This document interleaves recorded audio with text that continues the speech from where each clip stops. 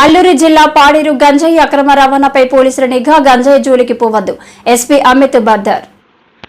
అల్లూరి సీతారామరాజు జిల్లా కొయ్యూరు పోలీసులకు విశ్వసనీయ సమాచారం అందడంతో ఎస్ఐ కె రామకృష్ణ తన సిబ్బందితో ఇద్దరు అధికారిక మధ్యవర్తులతో కొయ్యూరు మండలం గుడ్లపల్లి గ్రామ శివారుకి వెళ్లి వాహన తనిఖీలు ప్రారంభించారు.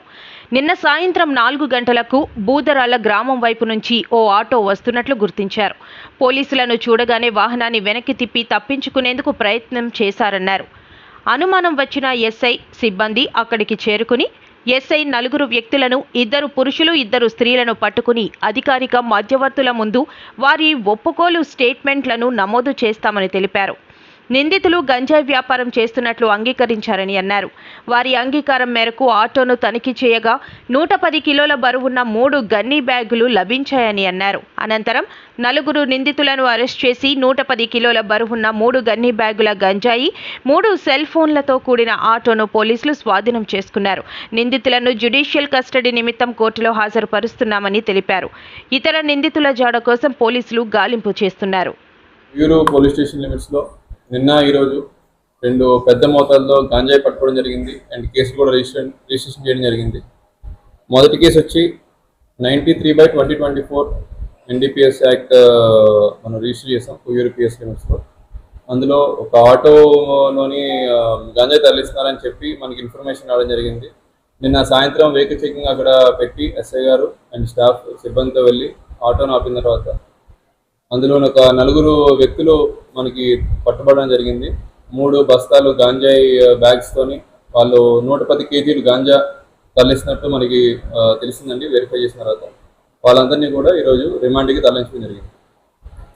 వాళ్ళందరూ కూడా జీకే వీధి అండ్ చింతపల్లి 2 మండలాలకి సంబంధించిన వ్యక్తులుగా గుర్తించడం జరిగింది.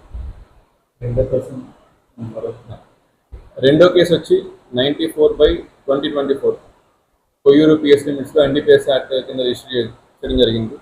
ఈరోజు తెల్లవారుజామున ఈ చీడిపాలెం జంక్షన్ దగ్గర వెహికల్ చెకింగ్ చేస్తున్న సమయంలో ఒక 2 వీలర్ పైలట్ కింద వచ్చి మన పోలీస్ వాళ్ళు ఆపేలోపే అక్కడ నుండి ముద్దాయిలు పారిపోవడం జరిగారు.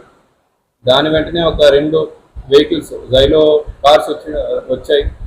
వాటిని ఆపగా అందులో కూడా కొంతమంది ముద్దాయిలు పారిపోవడం జరిగింది. అండ్ అనుమానాస్పదంగా ఉన్న 2 డ్రైవర్ని అడగ అందులోని గాంజాయి తరలిస్తున్నట్టు వాళ్ళు ఒప్పుకున్నారు. ఇందులోని మొత్తం ఒక కారు, 2 కార్లు, ఒక మోటార్ వెహికల్ సీజ్ చేయడం జరిగింది. అండ్ 851 kgs ఆఫ్ గాంజా కూడా సీజ్ చేయడం జరిగింది.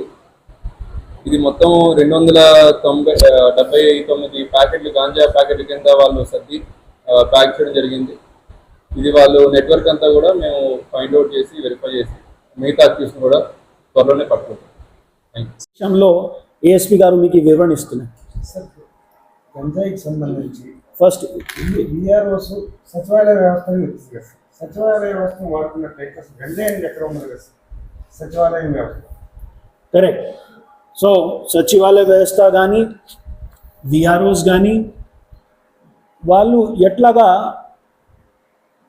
ఉపయోగం పడుతున్న అది చూడడానికి విషయం. ముఖ్యమైన ఈ గాంజా ఇక్కడ జరిగిన లాస్ట్ 1 ఇయర్కి డేటా మనం చూస్తే ఇంటీరియర్ ప్రాంతంలో జరిగింది. కానీ కొన్ని చోట్ల అడ్మినిస్ట్రేషన్ తరపున ఎవరు కూడా నిఘా పెట్టలేదు.